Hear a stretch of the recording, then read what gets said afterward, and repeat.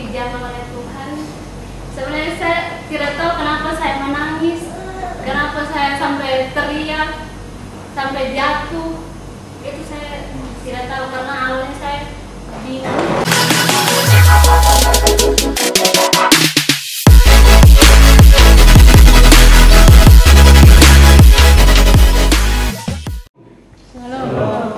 Selamat berminggu jemaat yang dikasihi Yesus. Jadi kesaksian lagu yang pertama, saya percaya semua kita hanya bisa ucap Yesus, ya kan? Yang lain terjemahkan sendiri. Ya, tapi sudah terjemahkan pada Om Dedis. Orang yang berjumpa dengan Tuhan akan mengalami hal-hal yang baru. Ya, karena itu menunggu sejenak. 2 sampai 3 menit mohon untuk Ibu Vita menceritakan sedikit bagaimana berjumpa dengan Tuhan waktu dari kampung, ya, itu cerita di kampung sampai di Jakarta, tujuannya apa, lalu kemudian yang terjadi apa dan apa yang dialami. Nah, silakan beri sebentar Ibu Vita, singkat padat dan jelas. Saya memang tidak sengaja tidak pesan tadi, siapkan diri. Silakan. Nah, di situ juga di belakang, di depan.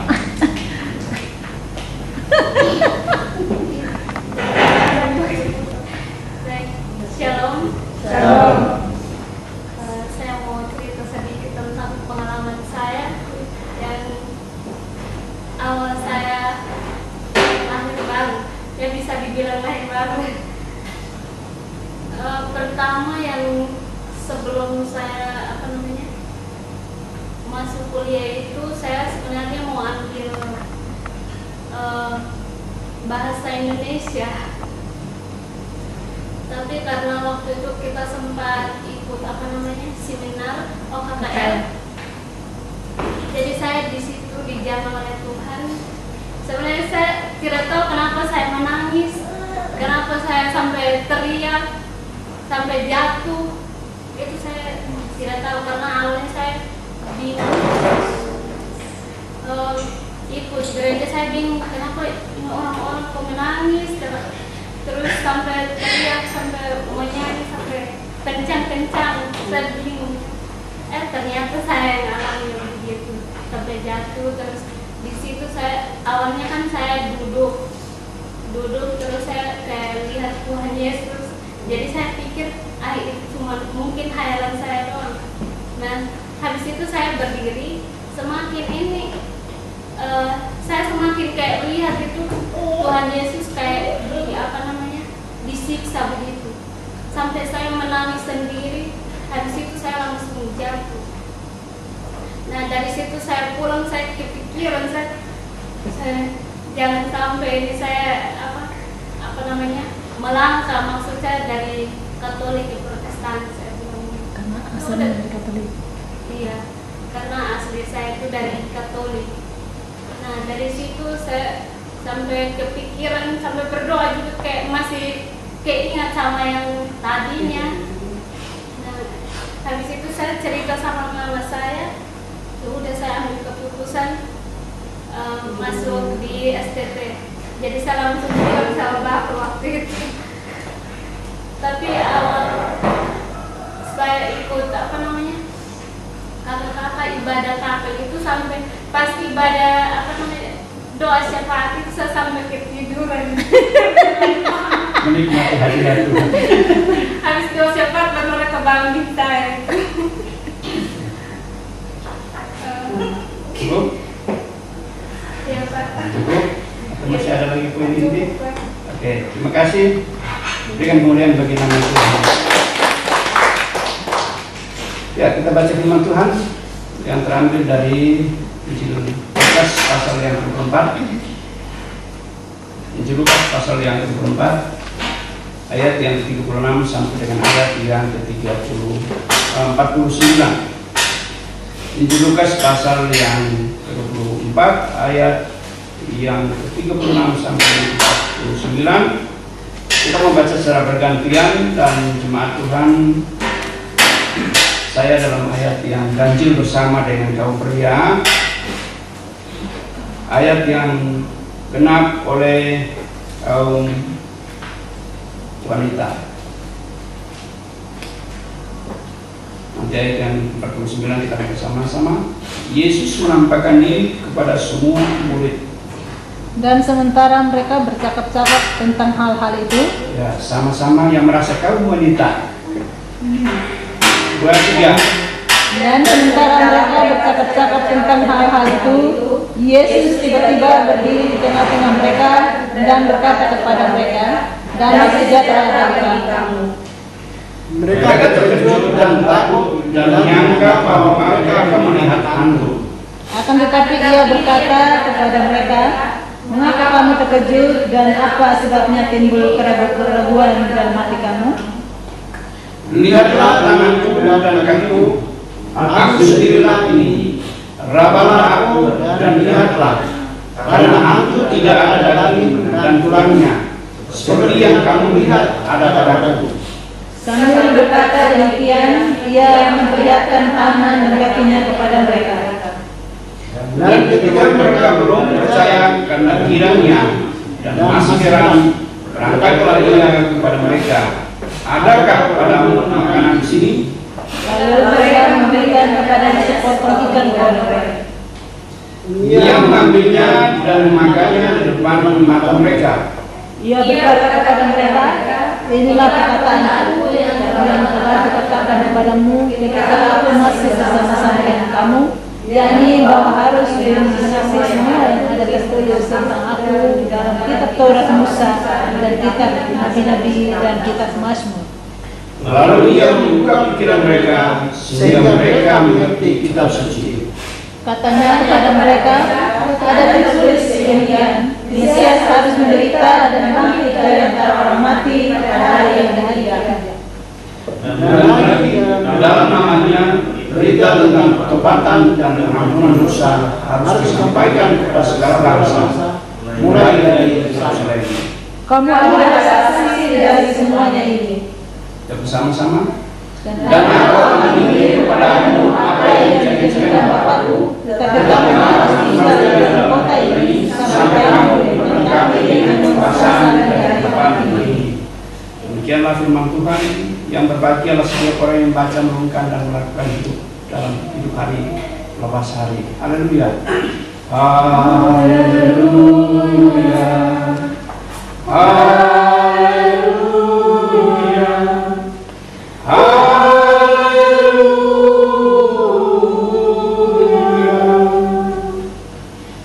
Ya, jemaat yang dikasihi oleh Tuhan Yesus, tema renungan kita pagi hari yang lalu, berjumpa dengan Yesus mengubah hidup kita. Berjumpa dengan Yesus mengubah hidup kita. Kesaksian dari kita tadi,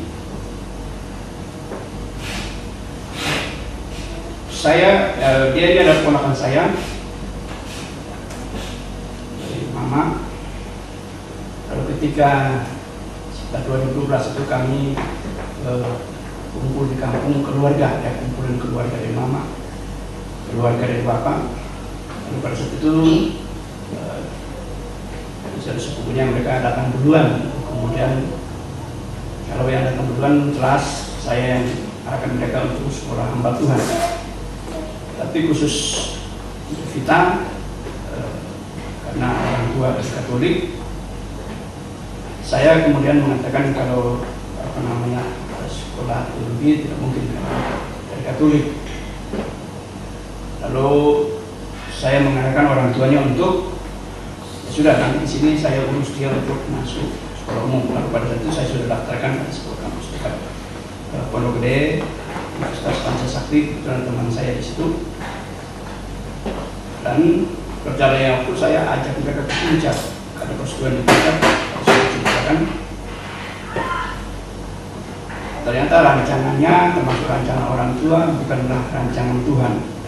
Saya pun tidak pernah mempengaruhi dulu sekolah hamba Tuhan, ya. Lalu akhirnya pada saat dia, ya, dalam ibadah itu beberapa di antara mereka juga mengalami manifestasi roh, dan salah satunya dia. Ya. Lalu yang menjadi saksi mata itu neneknya ada di belakangnya dia, sampai neneknya bangun kabur dia karena dia lagi kesurupan. Ternyata ketika berada di dalam roh, dia berjumpa dengan Yesus. Dan pada saat kami pulang, dia sedikit cerita sama orang tua, saya juga tidak tahu. Kemudian tiba-tiba dia bilang sama saya, "Bapak, saya mau sekolah hamba Tuhan saja." Saya kaget juga kenapa dia tiba-tiba mau ngomong begitu. Takut mati? Ada takut tidak dikasih pacar nanti? Ada takut sama orang tua? Atau siapa? Sehingga kemudian dia mengambil pesan. Tapi kemudian dia cerita, "Oh, saya berjumpa dengan Yesus." Dengan demikian tema renungan kita juga mengingatkan bahwa orang yang berjumpa dengan Yesus secara pribadi akan mengalami pembaharuan hidup. Hidupnya dapat diubah.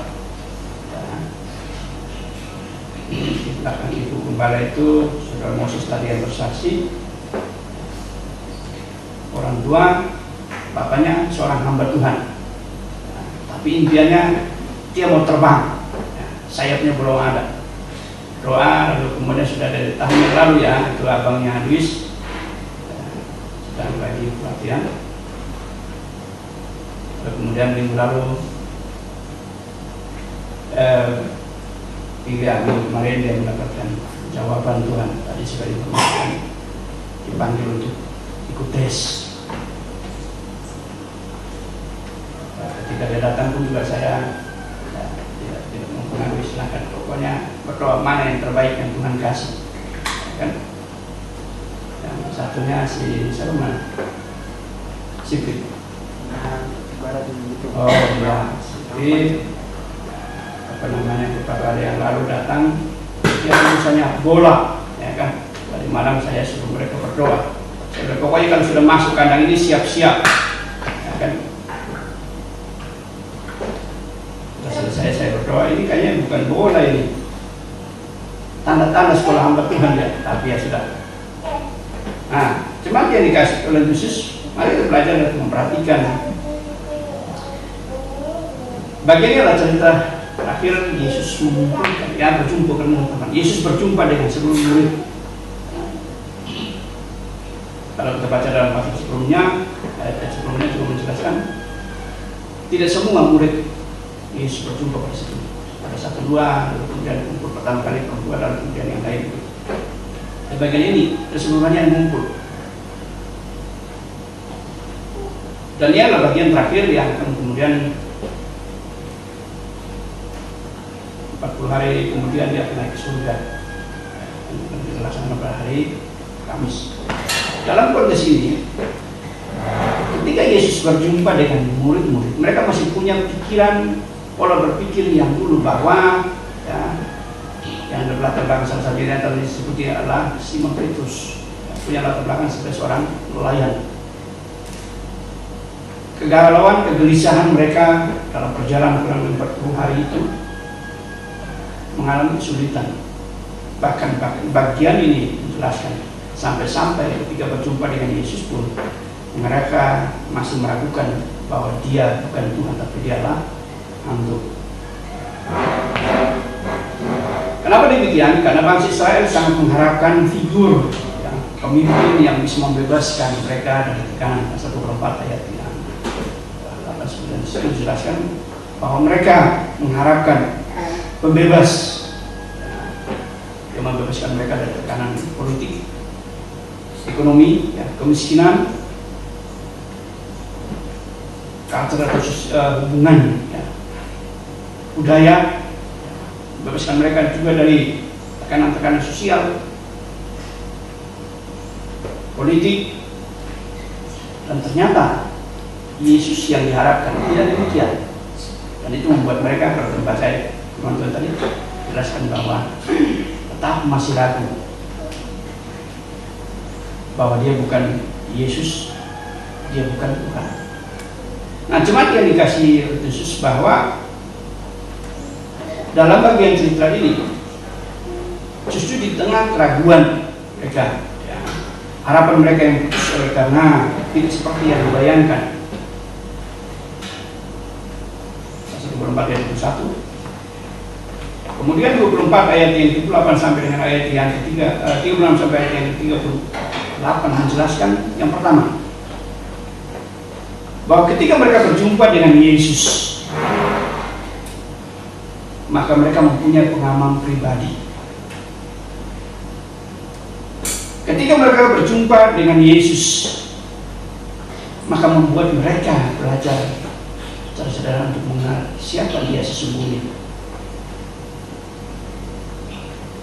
Artinya, orang yang mengalami perjumpaan dengan Yesus, perjumpaan dengan Tuhan, akan mengokohkan keyakinannya didasarkan pada pengalaman hidup. Sampai dia Yesus meminta roti, mengingatkan tentang perjamuan sebelumnya. Orang yang berjumpa dengan Tuhan, berjumpa dengan Yesus, membuat dia semakin mengenal siapakah dia sebenarnya. Jadi bukan hanya berhubungan dengan pengalaman rohani, pengalaman pribadi seperti tadi. Jadi kita mengambil keputusan untuk kemudian sekolah hamba Tuhan. Karena itu perjumpaan dengan Yesus dapat mengubah, maksudnya mengubah cara berpikir, mengubah juga perilaku hidup, mengubah juga hubungan kedekatan dengan Tuhan. Dan tadinya berdoanya ya, waktu setelah dia mengambil keputusan masuk di dalam ruang ibadah, dia pikir ruang tidur, ya kan? Tidur terlelap. Sampai dulu pernah sekali ini masih di Asabri, mereka kelihatannya berdoa terus kemudian bosan berdoa, pada tidur di dalam ruangan ini chapelnya. Sampai akhirnya ibu gembalanya keluar, pada tidur, pada sudah jam kerja praktis. Katanya cepat-cepat dikunci kamarnya, kebingungan mau keluar lewat mana.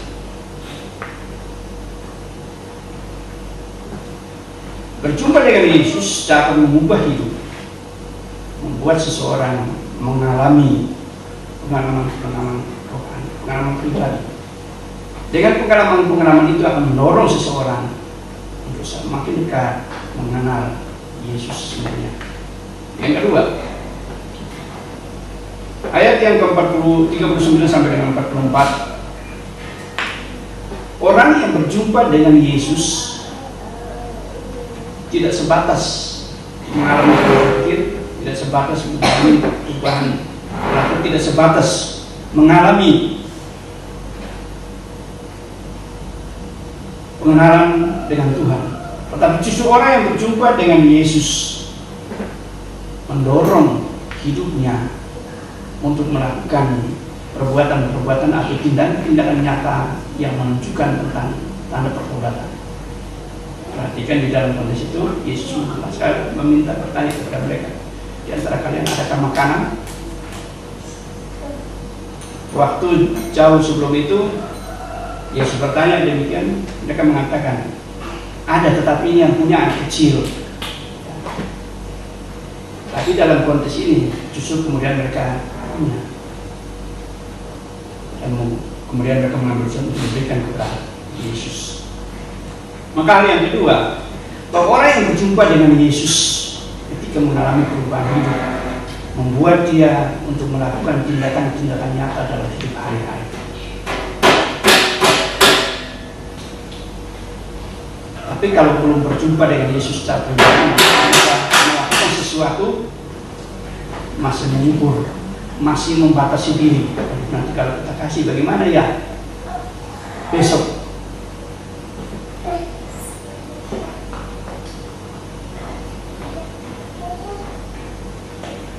Orang yang berjumpa dengan Yesus akan membuat dia mengalami perubahan, bukan hanya perubahan perilaku, tapi perubahan tindakan-tindakan dalam hidup hari-hari, sehingga kemudian membuat orang tersebut menghasilkan buah-buah pertobatan.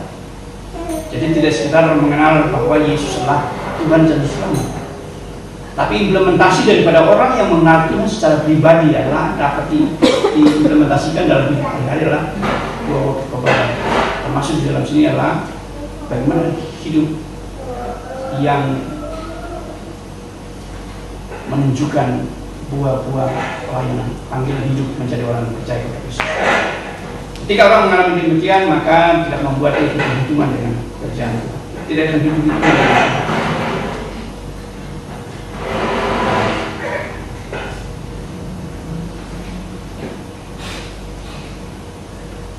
Terus minggu lalu saya sharing dengan Mata Pendidikan Bagas dalam beberapa minggu, jadi ikut kesini karena ada ikut SPK pembinaan, ya, pembinaan iman khusus di Gereja Petra. Ya. Petra bagaimana perjalanan hidup, akan kemudian yang menceritakan hari-harinya. Ya. Kadang-kadang kalau dia ingat tentang perjalanan hidupnya, air matanya netes terus.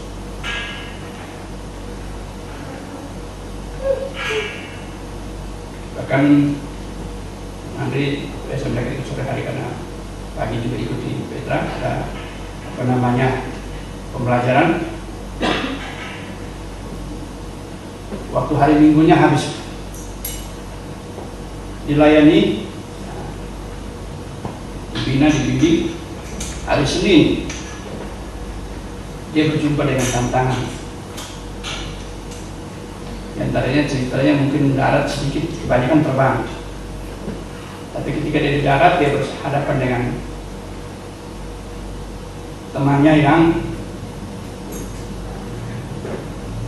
kemudian melakukan tindakan kekerasan. Tapi menarik, pada saat itu justru dia sadar bahwa itulah tantangan ketika mau kembali menyerah Kristus. Sehingga dia kutip ayat firman Tuhan itu dalam Matius 26, ditambah ke kiri muka dan kiri kanan. Kemudian temannya sudah sebabnya mestinya saya yang hajar dia. Dia katakan biarkan saja. Padahal kan itu awal-awal pertobatan. Tapi hal ini menggambarkan bagaimana dia mengimplementasikan kasih itu dalam hidup. Dan itu ketika orang berjumpa dengan Yesus, maka tidak sekedar mengenal dia secara pribadi dengan Tuhan, tapi membuat dia menunjukkan tindakan-tindakan nyata dalam hidup hari-hari. Yang ketiga, orang yang berjumpa dengan Yesus, ayat yang ke-45 sampai ayat yang ke-49, akan mengalami komitmen yang nyata dalam panggilan hidup hari-hari. Orang yang berjumpa dengan Yesus akan mengalami komitmen yang nyata tentang kesetiaannya di dalam panggilan pelayanan. Ketika menunjukkan komitmen kesetiaannya kepada Tuhan, membuat dia hidup dan bersaksi. Sampai akhirnya saya ketemu beberapa hari lalu, saya diajak sama Mari, bagi saya, Pak Pendeta posisinya di mana? Saya masih di rumah, sebentar lagi saya menuju ke kampus saya. Terus saya sampai sini, sampai ini ada jiwa yang perlu dilayani. Dan akhirnya kami berdoa, saya siap, kita pergi dan berdoa. Ya. Sudah seiman yang sudah cukup lama, merasa skeptis, merasa tidak puas dengan pelayanan gereja, lalu akhirnya biasa hati dan berdoa pun juga jatuh bangun. Kemudian ketika kami tiba, ajak kami berdoa, lalu dia mengatakan, ya saya siap belajar, saya siap juga diajar oleh Tuhan. Komitmen kesetiaan dalam panggilan hidup mengiring Tuhan, mendorong orang-orang yang berjumpa dengan Tuhan, membuat dia bukan hanya sekedar tindakan-tindakan, tetapi juga berhubungan dengan bagaimana dia bersaksi tentang Kristus. Karena itu jemaat yang dikasihi oleh Yesus, pertanyaannya bagi saudara saya, seberapa kalikah kita berjumpa dengan Tuhan secara pribadi?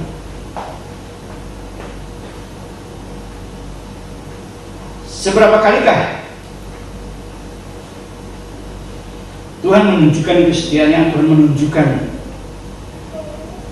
tanda-tanda keajaibannya dalam hidup saudara saya. Lalu seberapa kalikah saudara saya menunjukkan hidup bahwa saudara saya adalah orang yang telah berjumpa dengan Tuhan dan menunjukkan panggilan hidup menjadi pengikut Kristus. Pengalaman pribadi, pengenalan kita akan Tuhan, tidak untuk diri sendiri, tapi membuat kita untuk hidup dan bertindak dalam panggilan hari-hari, menunjukkan kasih yang nyata kepada orang-orang yang di sekeliling saudara saya. Dan itu menggambarkan tentang buah pertobatan, itu menggambarkan tentang panggilan hidup. Arti panggilan hidup, hasilkanlah buah pertobatan. Dan ketika kita dapat menghasilkan buah pertobatan, selain tindakan-tindakan nyata, Tuhan memberi kemampuan bagi saudara saya untuk menceritakan tentang kasih Kristus dalam hidup. Dan yang terakhir itu menjelaskan bahwa kamu akan menerima kuasa. Kisah 1 ayat 8, setelah peristiwa perjalanan Roh Kudus, 10 hari setelah peristiwa kenaikan. Tapi bagi saudara saya yang telah hidup di zaman anugerah,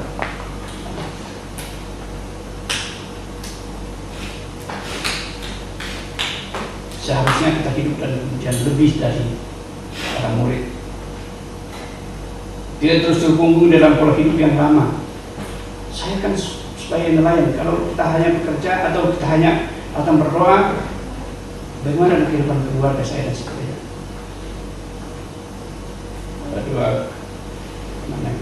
Satu keluarga yang sedang saya bimbing ya, lalu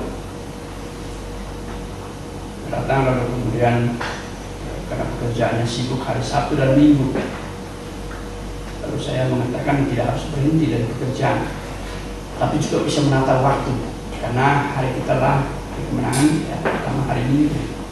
Jadi kalau ada waktu silahkan cari gereja untuk beribadah kepada Tuhan, tinggalnya di daerah Jonggol. Tapi dia mengatakan justru di Minggu pagi agak sepi, tapi Minggu sore biasanya pelanggan banyak. Ya, nggak apa-apa. Bisa Minggu pagi pun bisa cari gereja. Komitmenmu dengan Tuhan. Nah, cuma yang dikasih oleh Yesus. Oleh karena itu, mari kita belajar dari mengenai firman Tuhan pagi hari ini. Mulai setelah berjumpa dengan Yesus, kita melihat bahwa buah pertobatan setelah peristiwa pencurahan Roh Kudus, maka mereka dapat menghasilkan buah-buah pertobatan dengan kedekatan mereka dengan Tuhan, membuat mereka mengalami perubahan-perubahan yang sangat berbeda. Dan dalam hal ini adalah bagaimana mereka bersaksi tentang Kristus. Petrus akan bertobat 30, 50, 100 bahkan sampai 1000 bahkan sampai 3000 orang bertobat.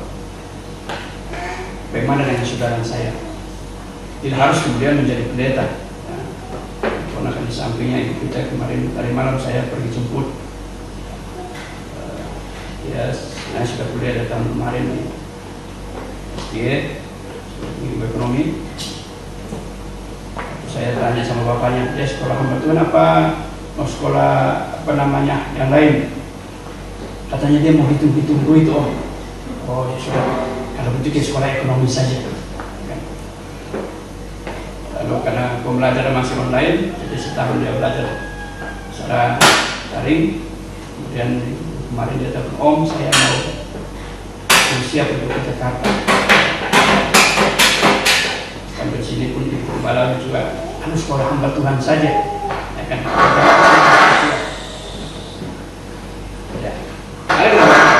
Tidak harus menunggu menjadi hamba Tuhan, tetapi panggilan hidup. Belajar untuk memiliki hubungan kedekatan dengan Tuhan. Belajar untuk membangun hubunganmu dengan Tuhan supaya apa?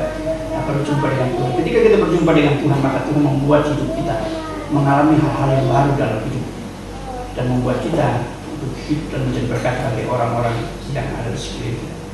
Amin.